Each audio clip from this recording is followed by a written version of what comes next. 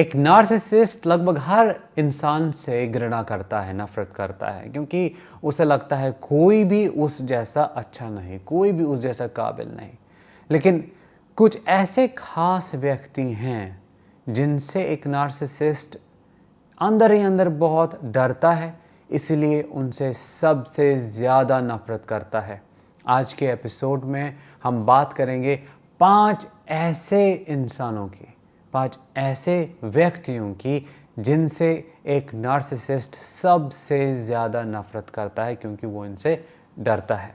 मेरा नाम है दानिश, मैं एक नार्सिसिस्टिक अब्यूज़ रिकवरी प्रोफेशनल हूँ। इस एपिसोड के एंड तक बने रहिएगा ये जानने के लिए कि क्या आप उन इंसानों में से एक हो। पहला, एक नार्सिसिस्ट विजनरी और इंडिपेंडेंट लोगों से नफरत करता है, जो बहुत क्रिएटिव होते हैं, जो आउट ऑफ द बॉक्स सोचते हैं, जिनमें कुछ बहुत ही ज़्यादा बड़ा करने की कैपेबिलिटी हो।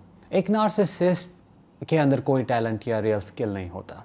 एसेंशियली वो एक चोर होता है जो दूसरों के आइडियाज़ को चुराता है और उनको अपना बनाता है। कॉपी कैट कहिए। उसके अंदर कोई ट्रू पोटेंशियल होता नहीं है, वो बस दूसरों से सीखता है और जो जो उसे लगता है कि उसे अटेंशन दिलाएगा, उसको सक्सेस मिलेगी वो कॉपी करने से, वो बिना सोचे समझे कॉपी करता है।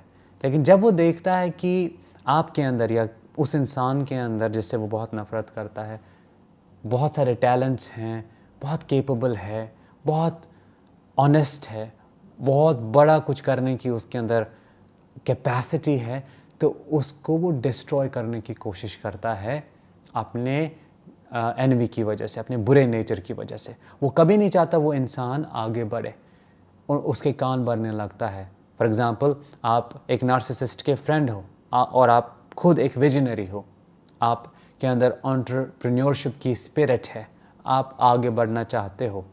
वो नार्सिसिस्ट फ्रेंड आपको आगे नहीं बढ़ने देगा, क्योंकि उसे जेलसी है, उसके पास उस तरह की आइडियाज़ नहीं, उस तरह की कैपेबिलिटीज़ नहीं, उसका दिमाग उस लेवल तक सोच नहीं पाता। वो क्या करेगा, अरे इस चीज़ को कौन देखेगा आज के ज़माने में, अरे इस चीज़ को कौन पूछेगा, ये उतना भी खास नहीं, ये इतना भी बड़ा नहीं। ये रिलेशनशिप्स में भी होता है। आपका नार्सिसिस्टिक हस्बैंड या आपकी नार्सिसिस्टिक वाइफ आपके साथ ऐसा कर सकती है। आपके पास एक बहुत बड़ा अच्छा ब्रिलियंट बिजनेस आइडिया हो या कुछ आइडिया, कुछ करने की सोच हो, वो क्या करेगा, आपको कहेगा कि नहीं नहीं, पैसे मत ज़ाया करो, टाइम मत ज़ाया करो, इस चीज़ के साथ तुम कहीं और नहीं जा पाओगे, यहीं फंसे रहोगे, देख लेना। आपका हौसला दबाएगा, आपके कॉन्फिडेंस को डिस्ट्रॉय करेगा। क्यों? क्योंकि वो आपसे नफरत करता है, आपकी कैपेबिलिटी से नफरत करता है। दूसरा टाइप, एक नार्सिसिस्ट खुश इंसानों से बहुत नफरत करता है, क्योंकि वो खुद खुश नहीं रह पाता। वो अंदर से बहुत मिजरेबल होता है, उसे कभी मन की शांति एक्सपीरियंस नहीं होती, कभी उसको चैन, सुकून, जिसे पीस कहते हैं इंग्लिश में, वो फील नहीं होता। वो हमेशा एक आग में जलता ही रहता है। हाँ, ऑन सरफेस वो बहुत प्रिटेंड करेगा वो खुश है, दूसरों से बेहतर है, पर वो छलावा है, वो एक इल्यूजन है जो हमारे लिए वो क्रिएट करता है ताकि हमें ये फील हो वो बहुत अलग तरह के इंसान है। उसकी रियलिटी में लाइफ बहुत बुरी होती है, आप वो कभी नहीं जीना चाहोगे, और उसी रियलिटी के चलते वो दूसरों को खुश नहीं देखता। आपने अक्सर देखा होगा, जब जब आप खुश रहे होगे उस नार्सिसिस्ट के अराउंड, उस नार्सिसिस्ट ने ज़रूर कुछ कहा या किया होगा जिसकी वजह से आपकी खुशी एकदम बर्बाद हो गई होगी। लड़ाई की होगी आपके बर्थडे के दिन या किसी फेस्टिवल के दिन, कुछ ऐसा किया होगा कि सब किया कराया ख़त्म, बह गया पानी में, किसी को संतुष्टि नहीं, क्योंकि उनको चाहिए फोकस। जब आप खुश रहते हो, उनको ये लगता है कि अब तो ये इंडिपेंडेंट बनने वाला है या बनने वाली है, इसको तो मेरी ज़रूरत है नहीं, चलो मैं प्रॉब्लम्स क्रिएट करता हूँ ताकि उसका फोकस मुझ पे ही रहे। तीसरे तरह का इंसान जिससे एक नार्सिसिस्ट को नफ़रत होती है बहुत ज़्यादा, मैं कहूँगा सबसे ज़्यादा, सच कहने वाला। एक नार्सिसिस्ट को सच भस्म कर देता है, क्योंकि सच वो सुनना नहीं चाहते, सच वो देखना नहीं चाहते। इसलिए आपने देखा होगा एक नार्सिसिस्ट अपने अराउंड उन्हीं लोगों को रखता है जो लोग उसे झूठ बोलते हैं, अरे तुम तो बहुत बड़े हो, अरे तुम तो बहुत अच्छे हो। उनको कहते हैं फ्लाइंग मंकीज़ या एनेबलर्स, जो उसकी हाँ में हाँ और ना में ना मिलाते हैं और अपनी सोच उनके पास होती नहीं है। वो सोचते हैं नार्सिसिस्ट के दिमाग से और नार्सिसिस्ट के लिए। वो कभी इंडिपेंडेंटली क्वेश्चन नहीं करते कि क्या ये चीज़, क्या ये क्वालिटी सच में उस नार्सिसिस्ट के अंदर है। नहीं। और नार्सिसिस्ट को वही लोग पसंद आते हैं जो जो उसे सच बोलता है वो उसका दुश्मन बन जाता है, उसको वो डीवैल्यू करता है। सच क्या हो सकता है एक नार्सिसिस्ट के लिए कि तुम रिस्पॉन्सिबिलिटी नहीं ले रहे हो अपने एक्शंस की, तुम एक बुरे इंसान हो, तुम दूसरों को दुख देते हो, या तुम उतने भी काबिल या कॉन्फिडेंट नहीं हो जितना तुम प्रिटेंड करते हो। ये तो सच है। एक नार्सिसिस्ट हमेशा इस सच से दूर भागता है, और जब भी कोई उसे वो कहता है उसके अंदर देखकर कि इतना भी तुम्हारे अंदर कुछ खास नहीं, तुम दूसरे इंसानों जैसे हो, वो उस सच को कभी भी एक्सेप्ट नहीं कर पाता और उसी टाइम आपसे दुश्मनी कर लेता है और आपको बर्बाद करने की कोशिश करता है। चौथा इंसान, एक नार्सिसिस्ट नफ़रत करता है उस व्यक्ति से जो इमोशंस फील कर पाता हो, जिसे सैडनेस फील होती हो, जिसे एम्पिटीनेस, हैप्पीनेस, जितने भी प्रकार के इमोशंस हैं उनको वो फील कर पाता हो, जो जीने के लिए नहीं जीता हो, रियलिटी में जीता हो, अपने इमोशनल सेल्फ से टच में हो। सिंपल वर्ड्स में रोता हो, शर्माता नहीं हो रोने से। उसे ये नहीं लगता होगा कि अरे अगर मैं रोऊंगा तो मैं बहुत कमज़ोर दिखूंगा। रोना उसके लिए कोई बड़ी बात नहीं है।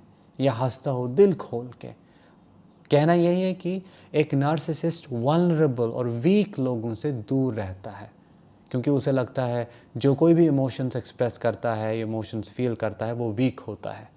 और जो एकदम बोल्ड बनता है, पत्थर के जैसे एकदम कोल्ड हार्ड, वो उसके लिए स्ट्रेंथ होती है। पर आपको और मुझे भी पता है रियलिटी में वो स्ट्रेंथ नहीं, वह एक फेक पर्सनैलिटी होती है जिसमें एक नार्सिसिस्ट ऐसे प्रिटेंड करता है कि उसे किसी चीज़ से फ़र्क नहीं पड़ता।